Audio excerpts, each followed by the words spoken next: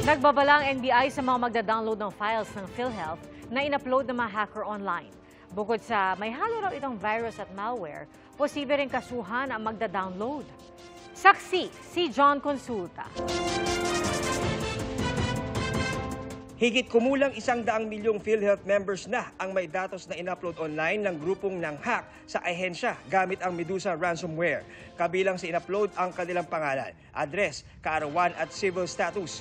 Meron pang ang PhilHealth number at medical condition, pati contact number at screenshot ng passport ID.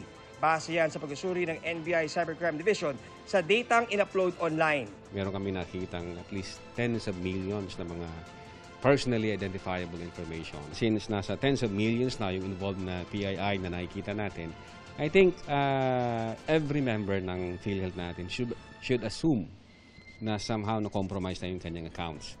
Ilan sa mga datos ay pareho sa mga impormasyong hinihingi sa mga social media networks o sa mga application tulad sa loan, cellphone subscription at iba pa.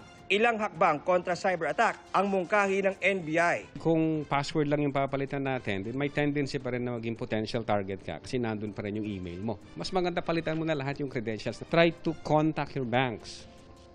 Kung meron kayo mga bank accounts na nandun din sa record, ipa-freeze nyo muna.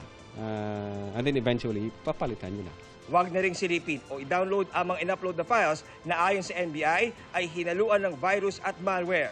Meron kami nakitang phishing link, yung iba may Trojan. May nakita kaming zip bomb na sinasabi namin. The moment na in-uncompress mo yung compressed file, pwede kasing ma-deactivate yung antivirus software mo. Pwede rin kasuhan ng paglabag sa Data Privacy Act ang mga mahuhuling nagda-download ng mga ninakaw na files. Meron na raw person of interest ang NBI na nakikipag-ugnayan sa kanilang international counterparts. Yung origin ng ating ransomware, pwedeng yung threat actors is foreigner. Yung buyer nito is mga local, so yung nag-engage nito local.